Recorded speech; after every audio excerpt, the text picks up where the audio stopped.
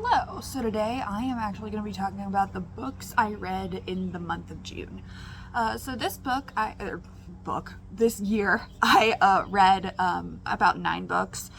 And it was kind of a mixed bag this month. Like, I really loved some of them and I hated others, and we'll get to that. I don't normally read this much in a month. I'm just a teacher on summer break. So I am taking all my time this summer and kind of lesson planning, but also reading and hiking, and it's just been really great.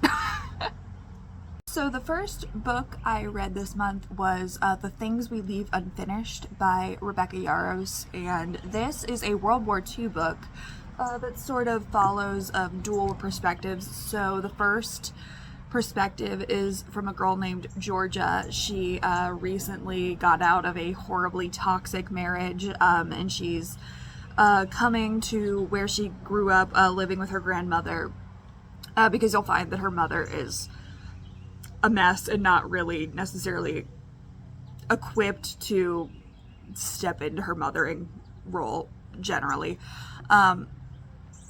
And she's also just going through her grandmother's things because her grandmother, Scarlett Stanton, a very popular romance novelist, recently passed away. And so she meets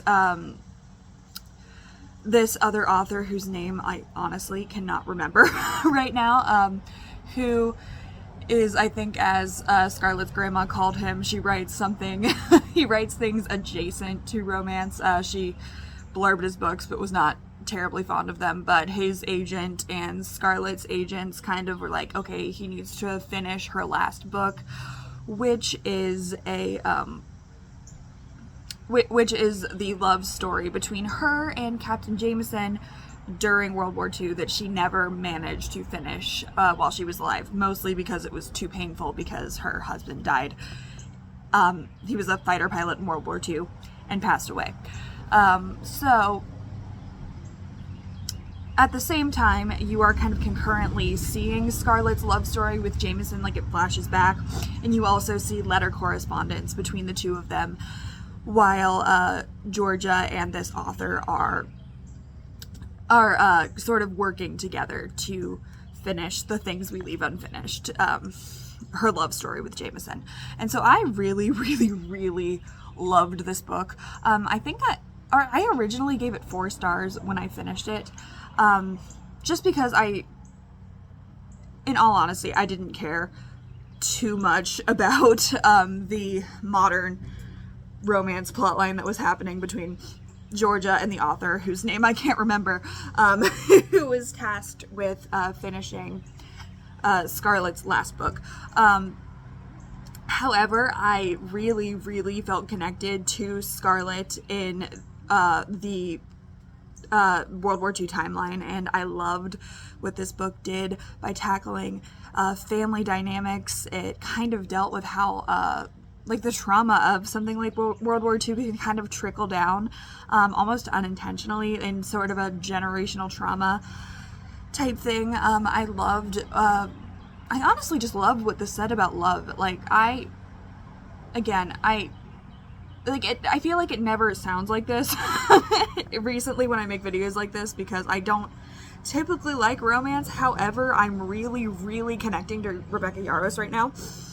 And I love just what it says about love, and it highlights that, yes, these like big sweeping love stories can exist, but like love can also suck, and like or not love can also suck, but you can enter into relationships that are horrible and you don't necessarily even realize. And it talks about how that kind of chips away at you, and how like something like mothers that don't necessarily care about you can also chip away at you and have you go into a relationship like that. But then also, like, it shows that, like, yes, bad relationships can exist, but there can also be beautiful relationships, and it doesn't necessarily sugarcoat the bad while also showing you that good can exist, and it gives you this level of hope while you read it. And I really, really loved this book.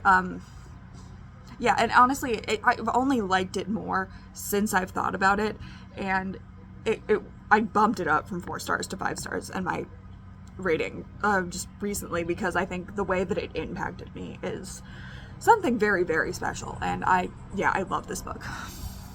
So the next book I read this month was Divine Rivals by Rebecca Ross, and this story takes place in a world, a war-torn world, in this war between these two gods that are in conflict and have essentially recruited humans into fighting on either of their sides. So the world itself is really, really interesting. It feels very whimsical, even though the actual story is very high stakes and with real consequences. But it has things like enchanted buildings, magical typewriters. None of the characters really wield magic, but they interact with it.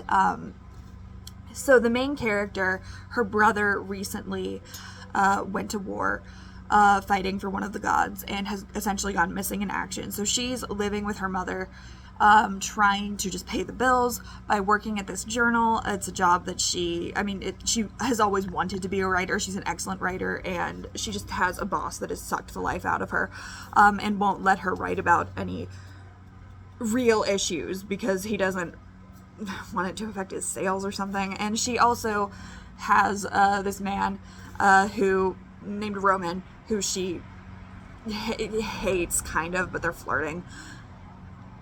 And their typewriters are connected, and it's kind of like a You've Got Mail situation where they're writing to each other without actually knowing it's the other and falling in love with the other. But at the same time, they also both go to be war correspondents while our main character goes and finds her brother. I really, really loved this book. There was just so much of it that was intriguing. I was so intrigued by the gods. I actually really liked the characters. The romance was, it was fine. I liked them both as characters, and I thought they brought good things out of one another. And again, this is realistic. I just thought that it was too fast. But it also made sense because they were war correspondents and literally, like, in high stakes, about to die all the time. They didn't want to lose the opportunity. And that's, again, like, this is a very World War II reminiscent book. And so, again, that makes sense. It's accurate. I don't mind it. It just, the skeptic in me just goes, like, should you really be worrying about this right now? But it's fine. But yeah, I really liked the setting. I've been looking for something that kind of hits like Guns of the Dawn by Adrian Tchaikovsky for a while, and this, I wouldn't say it hits all the same beats for me, but it just reminded me of it in some ways, in the way that it felt. Yeah, I do kind of, I'm starting to like the Flintlock fantasy, and this, I would say it's adjacent to that, and I really liked it. It's 4 stars for me. I actually have the next book ready to read. I was going to read it last month, and I didn't. I read some other books first, but again, I really liked it. I'm excited to jump into the second book. It was a solid book for me. And next, I read Remains of the Day by Kazuo Ishiguro. This is a book about a British butler that has served his entire life under a man named Lord Darlington, a man who he would say is a really great and prestigious man. However, the world in the time, in the 50s, where he's living now, is starting to find him foolish, maybe evil, whether or not Lord Darlington ever intended to be. And it's a story about Stevens, the British butler, who has dedicated literally his entire life to being a great British butler, taking essentially a vacation to go and find a woman to whom he was very close. He wants to go and see her with the intention of bringing her back because of the staffing problems at Darlington Hall. But while he's on this road trip, he reflects on his life and his choices, and it's a really spectacular book. I gave this book 4 stars, mostly just because this book has been very hyped up to me, and it's not really the hype itself that maybe set my expectations a little higher than what this book actually delivered for me. But it's because I've read two other Ishiguro books that have just like affected me so deeply, Clara and the Sun and a Pale View of Hills. And this one affected me too. It was, I think, fantastic. I loved what it was saying about putting too much time, balancing out your life. A lot of the moments where Stevens was reflecting on his life and the way he thought through things and in the way that he didn't prioritize the right things, but he couldn't necessarily admit that to himself, was phenomenal. I loved like that budding love story of that woman that he let get away, where I think they really did clearly love each other. Like, clearly he's like going to see her after all of this time, and they've written each other, and that moment where they said goodbye and like she was just crying because it just never worked out with them, but they have to like keep moving on and not dwell on the things that they didn't actually do, was beautiful. I loved all of this. Again, like, this was just 4 stars because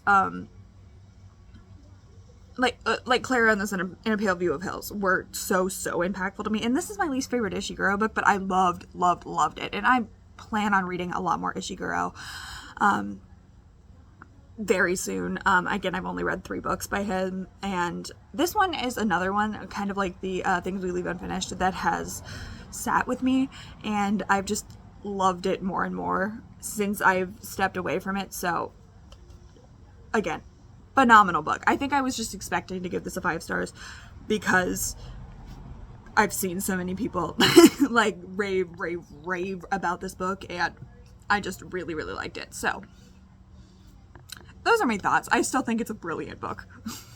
So the next book I read was Great and Precious Things by Rebecca Yarros, and this is a book about a man named Cam who has recently come home from Afghanistan to help take care of his father, who has early onset Alzheimer's, take some of the load off of his brother. There's a lot of family drama involved because Cam, he was involved in the operation that got his little brother Sullivan killed, and it's a very small town. Everybody knows everybody. Cam had a reputation of being a problem child while he was a teenager, and essentially everybody blamed him for Sullivan's death, like his family, everybody around him. It's him kind of dealing with that while also helping his dad, who wants a DNR, not in a, honestly, not a suicidal way. Like, he just doesn't want to be resuscitated. He doesn't want to have a lot of invasive stuff happen to him, essentially, as his body deteriorates, and the older brother will not give that to him. And so it's a story about him and Cam basically battling it out in court to have one of them get medical proxy over the dad to give the dad more choice in just his medical decisions. And it's not I mean, I'm honestly a person that does not like physician-assisted suicide in books, and this is like not that at all. So if that gives you some hesitations in picking up this book, I'm somebody that hates that, and I did not have a problem with this at all, if that makes it any better for you. But at the same time, he's reconnecting with Willow, and they do have a love story that's happening concurrently with this, while Cam is also sorting out his family drama, getting closer to his dad, who did blame him for Sullivan's death for so many years. And you do find that it's because his father is just a really emotional person and not one to listen. And yeah, he was not one to listen to Cam, and it's basically them kind of rekindling, getting through their issues, and him just dealing with how it is to care for someone that you loved so much with early onset Alzheimer's. And I thought this book was beautiful. Yeah, Cam was an excellent character. I loved how this dealt with just family trauma, families not talking to each other. I think that all of the characters to me felt incredibly realistic, and I love what it said about letting people change, giving people the space to change, because you aren't who you were 5 years ago. And you see what kind of happens in this town when people, again, just don't give Cam the space to be a different person than the way they perceived him when he was a teenager. And you see also what that reputation did to him. He internalized all of that over years and years and years. And I mean, these are really important themes to me because I work with kids, and I'm changing jobs this year, but I recently was like a paraprofessional working with, I would pull kids with like behavior problems out of class, and they were so these kids were just so multidimensional, and it just breaks my heart anyway that they end up with these reputations where they just kind of need to blow off some steam sometimes. And I think that that's exactly what Cam was, but everybody just saw him as a problem and treated him as a problem, and that's something that I'm against, and I want to try and move away from in my own life. And this book just kind of reinforced that belief for me, and so that basically this book was a very special book for me. I love this book. 5 stars, absolutely. The next book I read this month was Venus Underground by Jeff Vandermeer, and this book I loved. It's a twisted Orpheus and Eurydice retelling, with this cyberpunk setting, with this biotech called Living Art, that's basically like human animal hybrids. There are these talking meerkats and elephants and just all sorts of stuff. The meerkats might be functioning as assassins. Yeah, it is very Vandermeer. If you are unfamiliar with Jeff Vandermeer, he wrote like Annihilation, which is probably his most popular book. And it's a trip. And this book was a trip. I don't really know how to talk about this book. I mean, the world, again, is just so weird that I feel like you just need to step in. I think that there are different ways Vandermeer writes his weirdness, and that's something that I really like. I mean, every single book of his is just, it's out there and unabashedly a Vandermeer book. And just the weirdness within it, sometimes the characters interact with it and it's just a part of their day-to-day, and so it feels like a part of their day-to-day to you. This book is definitely not that. There is a scene where one of the characters, Nicola, who's finding her brother Nicholas, who's gone missing, she sees a talking meerkat, and I think a talking elephant, and then she just lets them in because they don't even look real to her. And I think that that's interesting, but I don't know, it, like, Vandermeer has this ability to make my skin crawl in a really satisfying way. Like, definitely he was able to do that with Annihilation, and he definitely did that here, because this is one of his more disturbing books. But yeah, it made my skin crawl in the most satisfying way. It did everything that's made me love Vandermeer. I feel like I'm not explaining it very well because this book was a trip. But yeah, I loved it. It's not going to be for everyone. I understand that, but 4 stars for me. Yeah, I love Venus Underground. So the next book I read this month was Loathe to Love You by Ali Hazelwood. My best friend and she and I are great friends. We've been best friends since literally we were like 9 or 10. And we both love reading and have completely opposite tastes in books. I don't like most of the books she reads. She doesn't like most of the books I read. Recently, we have wanted to talk about books, and so we're just kind of forcing each other to read each other's books and talk about them with the other. So she loves Ali Hazelwood. Like, she's done academia, she's been in grad school, and all of Ali Hazelwood's books, like, I think really connect with her because she's writing from an experience that my friend just has had, and so she feels seen in the books, and I love that for her. So the first one was Loath to Love You, and it's kind of just 3 novellas centering around women in the STEM fields, and it's 3 stars because I think Ali Hazelwood has a lot of potential as an author, or not even potential. I think she's a great writer. I just don't like her books. Like, I don't know, there were themes in the books that I was starting to like I liked the themes of these women not thinking that they could really make it in their own fields because of the constant pressures around them to be the best because they are women and feel like they have something to prove. I liked that. I just didn't really care for any of these relationships, and in the first story, like, this isn't really a spoiler because it'll happen in the first 5 pages, like, this girl just goes and moves into this guy's house, and he's unhappy with it.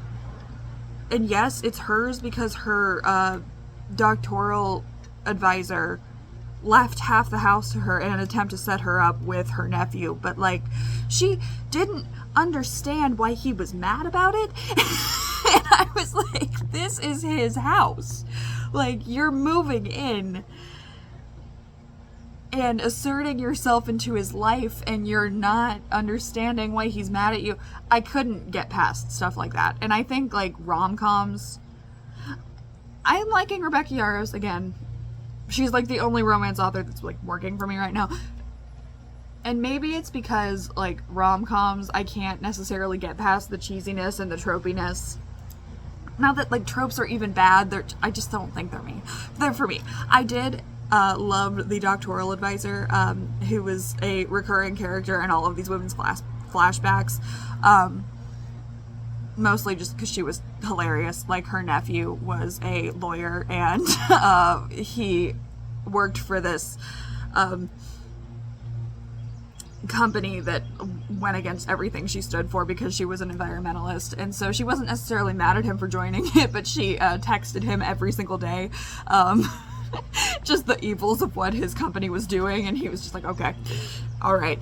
And then like, there was another thing where she was, like, getting mad at the nephew because he didn't go to her funeral, and he was like, did you actually think that she cared? And then, like, his love interest flashes back and remembers when they, like, threw her a birthday party, and she just turned around and left. And this woman was my favorite character. I liked anything about this woman. I just didn't care for any of the romances. And I mean, I do think that she's a good author, so I gave this, like, a 3 stars. I just kind of, like, meh on the whole thing. Sorry. Oh, and here's the worst book I read this month. It was Check and Mate by Ali Hazelwood. So I should start this out by saying that this book was doing a lot of things that I liked. Oh, and by the way, my friend reads really fast. So I read this. She read The Things We Leave Unfinished for me. She hated The Things We Leave Unfinished. So she had me read a full-length Ali Hazelwood book. And so I chose Check and Mate because I don't know why I chose this. I just chose it. And, yeah, I hated it. There was a lot that this book was doing that I really liked. I thought, it centers around a woman in chess. She gets a chess fellowship and also has this, like, budding romance with a guy while she's also dealing with the death of her father and the fact that he cheated on her mom and, like, yeah, all sorts of stuff. And I was liking a lot of things that this book was doing. I really liked the main character for most of the book. I liked what she was dealing with, even though I thought the romance and stuff was cheesy. I thought that her struggles were very realistic and, again, just relatable. I liked her. And then she completely buried herself at the end of the book, where she had an argument with her love interest, and it was like entering, like, the darkest part of the soul, part of the rom-com where the couple, you think they're not gonna work, and, like, he like withholds some information about her from her, and she gets angry. And I understood her being frustrated, even though I think he was clearly what this ended up being was going to be way less bad than what she thought, and like I thought the writing was on the wall there, and I thought that was obvious, and so maybe this colored my opinion of what happened next. But she completely buried herself and said unforgivable things to him, like threw back things he told her in confidence because he trusted her, and she threw it back in his face to like really make him hurt. And I just had such a visceral reaction to this that I hated the rest of the book, and I don't think she really apologized at the end either. If they had gotten through this and she'd apologized and like actually made good on changing, I think I would have been more okay with this. But what happens at the end is you see her acknowledge that she wanted to hurt him. He doesn't really say anything because he should not have forgiven her for what she said to him without an apology. And then it kind of just skips, and you see these articles, like chess articles, where you can just assume they were together. So you don't actually see them resolve any of this. You just assume they eventually got through it, and that is what pissed me off the most about this book. I was gonna give this 1 star because I honestly wanted to unread it when I finished it.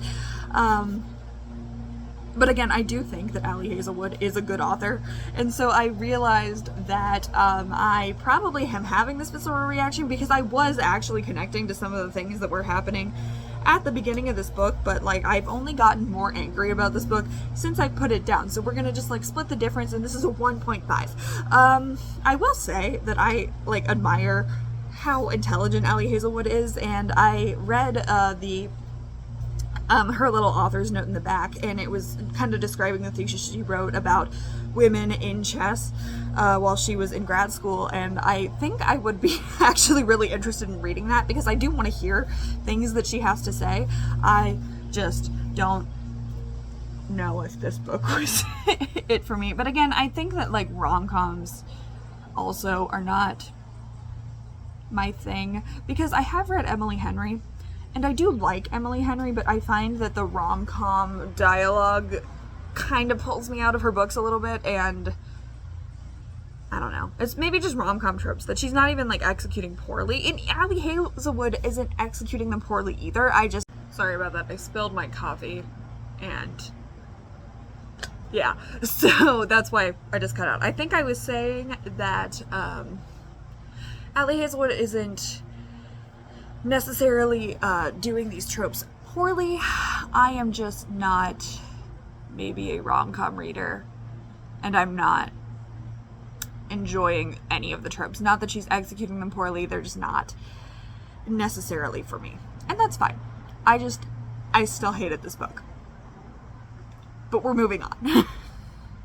So the last 2 books I read, I'm going to talk about them together because they are the first 2 books in Atsuko Asano's number 6 series. It's a series of light novels, and it's about this utopian society that they bioengineered everything. It's very scientifically advanced. There's a theocratic, a lot of theocratic subtext within this world, where at the point where I am in the story, you don't know a lot about it yet, but you do know that like everybody who lives inside of the city of number 6 lives a very pampered, easy life, while people in slums on the outside have literally nothing. Okay, so I am really enjoying this. It starts with the main character. He lives at the very top. He's been deemed as gifted, but one night a boy named Nezumi comes to his house. He you learn is he was in a correctional facility. He escaped. He's injured, and our boy Shion, our main character, he helps Nezumi because obviously he just sees a boy who's hurt. He doesn't necessarily stop to think, oh, this isn't normal, I shouldn't be helping somebody, I should only be looking out for myself, which is kind of like a theme within this world. Everybody is just kind of out for their own gain, and this is a very complicated story. Essentially, Cheyenne gets like demoted within like the caste system within the city of Number 6 because he helped a fugitive, and he ends up he's like on the bottom caste, and he ends up getting framed in a crime while Nezumi helps him kind of get out and brings him to the Western Bloc, which are the slums outside of the city of Number 6. But he gets framed in a crime of a couple people dying because there are these parasitic wasps that are taking the people of Number 6 as hosts, and they rapidly age, and then they just immediately die. Yeah, this one is another really weird book, but I love it. I really like both our leads, the main characters. I think what this story is going to end up becoming is a story maybe of revenge for Nezumi, with Cheyenne kind of reining him in. But both of them are really, really multidimensional characters to make that... that trope that this is kind of, I think, trying to execute at this point in the story, just really interesting and nuanced. And I feel like I can't talk a lot about this because these books are actually pretty short. And I would say that, like, the first book, definitely, I felt like I was, like, reading the,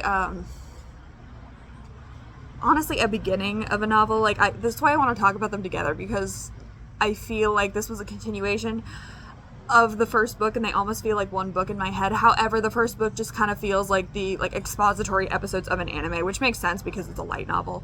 But yeah, I really, really enjoy this. I, again, feel like I can't give much more away because